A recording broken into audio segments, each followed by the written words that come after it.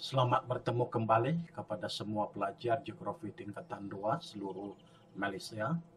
Sekali lagi Anda bersama saya dalam pelajaran Geografi secara maya untuk bab 5 pengangkutan di Malaysia. Dan pada kali ini kita akan belajar tajuk 5.4 faktor-faktor yang mempengaruhi pengangkutan di Malaysia.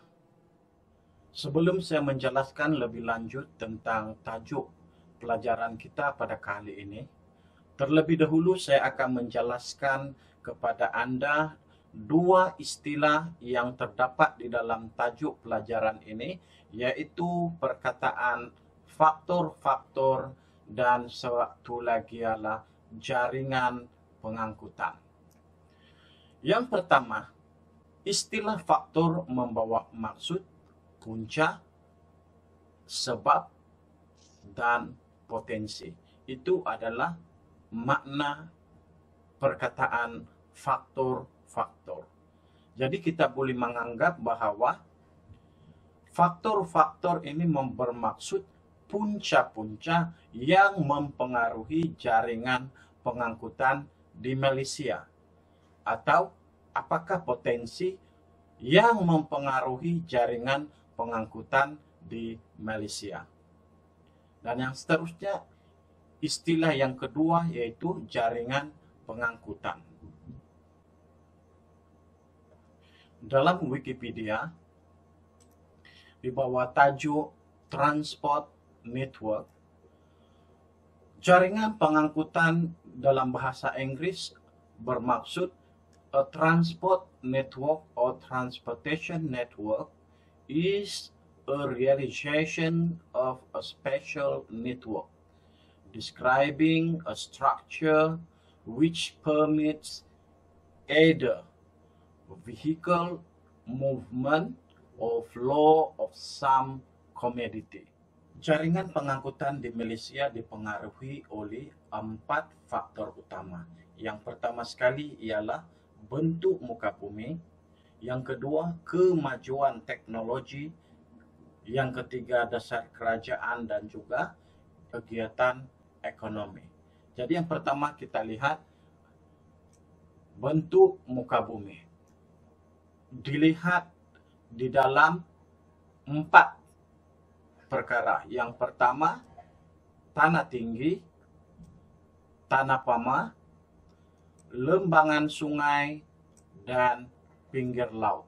4 keadaan bentuk muka bumi ini mempengaruhi bagaimana sistem pengangkutan dapat dibina di kawasan berkenaan. Yang pertama sekali kita lihat tanah tinggi. Tanah tinggi, pembinaan jaringan ini adalah sukar dan menelan kos yang tinggi. Jadi kita tengok gambar di sini. Ini adalah merupakan jalan raya di negara-negara lain yang mempunyai bentuk muka bumi, kawasan tanah tinggi yang lebih tinggi daripada kawasan tanah tinggi di negara kita. Dan ini menyukarkan pembinaan jalan raya yang baik, yang elok. Jadi kita lihat di sini beberapa contoh. Ini adalah yang pertama dan ini juga.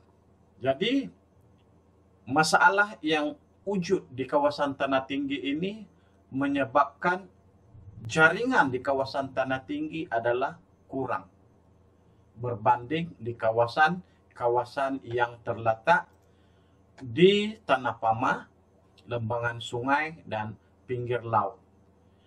Kawasan tanah yang rata sesuai untuk pembinaan jaringan pengangkutan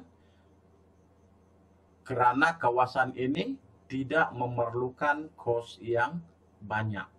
Manakala di kawasan lembangan sungai, terutama di kawasan berpayah menelan kos yang tinggi. Di kawasan lembangan sungai terdapat sedikit halangan, seperti kawasan berpayah. Dan kawasan ini perlu dibuat jambatan, perlu ditambah perlu ditebus guna. Dan yang seterusnya ialah pinggir laut. Kawasan pinggir pantai yang berteluk sesuai dijadikan pelabuhan kerana keadaan yang terlindung dan dalam. Biasanya pelabuhan-pelabuhan penting di negara kita terletak di kawasan yang berteluk.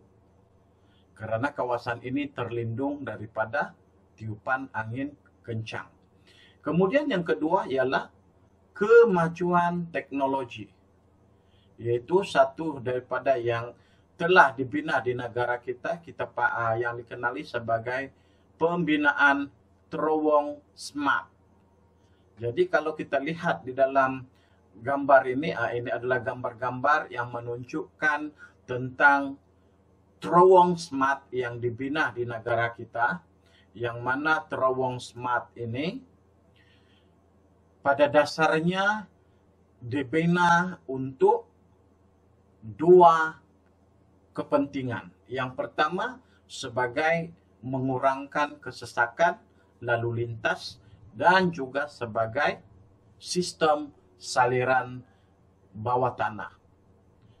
Ini adalah apa yang kita lihat di dalam teknologi modern dalam pembinaan sistem pengangkutan. Dan yang kedua ialah Jambatan Sultan Abdul Halim Ojam Shah merupakan jambatan yang terpanjang di Malaysia. Jadi kalau kita lihat dalam Wikipedia, Sultan Abdul Halim Ojam Shah Bridge telah dibuka bermula tahun 2016 dan panjangnya ialah 24 km. Dan ini merupakan jambatan kedua di Pulau Pinang yang melibatkan kejuruteraan luar negara. Yang seterusnya kita lihat pula pembinaan Lebuh Timur Barat yang merentas tanah tinggi dan sungai. Pembinaan jalan raya yang merentas kawasan tanah tinggi ini merupakan satu kemajuan teknologi yang mana kawasan tanah tinggi sama ada dibina jambatan ataupun dibina terowong. Dan juga laluan bawah tanah bagi projek MRT yang menggunakan teknologi tinggi. Jadi kita lihat di sini jaringan jalan raya di Sabah dan Sarawak lebih tertumpu di sepanjang pantai. Kerana kawasan pedalaman biasanya bertanah tinggi dan juga berhutan tebal yang menyukarkan pembinaan jalan raya. Dan faktor yang seterusnya ialah dasar kerajaan. Dasar kerajaan ini penting yang menentukan hala tuju pembinaan sistem jaringan di negara kita. Yang pertama kita lihat di sini Suruhanjaya Pengangkutan Awam Darat bertanggung jawab terhadap pengangkutan awam darat. Apa yang kita lihat? Suruhanjaya Pengangkutan Awam Darat telah dipindah kepada APED ataupun Agensi Pengangkutan Awam Darat Malaysia yang telah diubah pada tahun 2018. Jadi ini adalah antara perubahan-perubahan yang terdapat di dalam buku teks yang para pelajar perlu tahu, yaitu Suruhanjaya Pengangkutan Awam Darat telah bertukar kepada Agensi Pengangkutan Awam Darat pada tahun 2018. Jadi maklumat yang ada dalam buku teks sekarang ini sudah tidak relevan. Dan satu lagi yang kita lihat ialah salah satu bidang keberhasilan utama negara menambah baik pengangkutan awam bandar. Jadi dalam dasar kerajaan ini juga kerajaan melihat penambahbaikan sistem pengangkutan ini adalah satu bidang keberhasilan yang dapat membantu perkembangan ekonomi negara.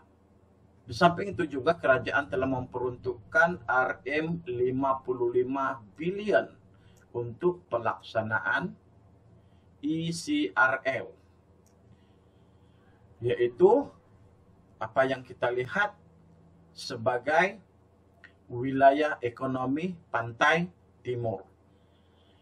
Dan kewujudan ekonomi wilayah pantai timur ini adalah di bawah dasar kerajaan. Dan dasar kerajaan untuk membuat satu landasan kereta api pantai timur yang telah dibentangkan pada tahun 2017. Dan demikian juga dasar kerajaan terhadap penswastaan seperti pembinaan Lebuh Raya Utara Selatan oleh Plas Berhad, perkhidmatan LRT, bus, dan oleh Persarana Malaysia Berhad telah meningkatkan pengangkutan di Malaysia. Jadi dasar kerajaan memainkan peranan sangat penting di dalam menentukan hala tuju sistem pengangkutan di negara kita. Dan seterusnya ialah kegiatan ekonomi. Kewujudan kegiatan ekonomi tertentu di sesuatu kawasan memainkan peranan penting di dalam pembinaan sistem jaringan pengangkutan di negara kita. Kita lihat di sini, jaringan pengangkutan dibina di kawasan terdapat sumber mineral seperti Kerti dan Bintulu. Ini adalah bertujuan untuk memudahkan kerja menghantar bahan, pemrosesan, dan pemasaran sumber petroleum ke tempat yang lain. Seterusnya, jaringan pengangkutan juga dibina di kawasan pertanian untuk tujuan memudahkan penghantaran dan pemasaran hasil pertanian. Jaringan pengangkutan ini kita nampak di kawasan-kawasan ladang kelapa sawit, yang mana ladang kelapa sawit dibina jaringan pengangkutan tersendiri untuk memudahkan hasil pertanian dapat dikeluarkan dan dihantar untuk dipasarkan. Kawasan kegiatan ekonomi seperti perniagaan, perdagangan, perindustrian, dan perlumbungan mempunyai jaringan pengangkutan yang padat. Jadi ini kita boleh lihat kawasan-kawasan yang mempunyai aktiviti ekonomi yang tinggi di kawasan bandar dan pinggir bandar biasanya mempunyai sistem pengangkutan dan sistem jaringan pengangkutan yang lebih baik, yang mana kita dapat lihat keadaan sistem jaringan pengangkutan semakin buruk apabila kita bergerak ke kawasan luar bandar. Dan di situ kita melihat bagaimana kepentingan kegiatan ekonomi di sesuatu tempat itu mempengaruhi sistem jaringan di sesuatu kawasan. Sebagai rumusan untuk pelajaran kita pada kali ini, yang pertama kita lihat dua istilah yang digunakan di dalam tajuk ini, yaitu perkataan faktor-faktor dan juga jaringan pengangkutan. Faktor-faktor membawa makna punca, sebab atau potensi yang mempengaruhi jaringan pengangkutan di Malaysia. Dan yang kedua, jaringan pengangkutan bermaksud jaringan pengangkutan satu sistem jaringan pengangkutan yang merealisasikan ruangan jaringan menggambarkan pergerakan kenderaan atau aliran beberapa komoditi tertentu.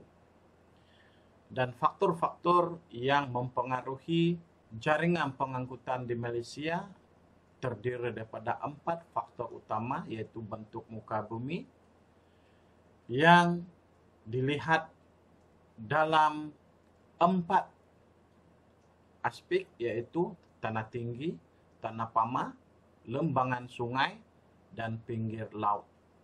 Jadi bentuk muka bumi ini mempengaruhi bagaimana sistem pengangkutan dibina. Yang kedua, kemajuan teknologi. Kemajuan teknologi telah membolehkan pengangkutan di negara kita dibina. Sama ada di kawasan tanah tinggi, merentas laut, ataupun menyeberang lembah. Adalah di bawah kemajuan teknologi.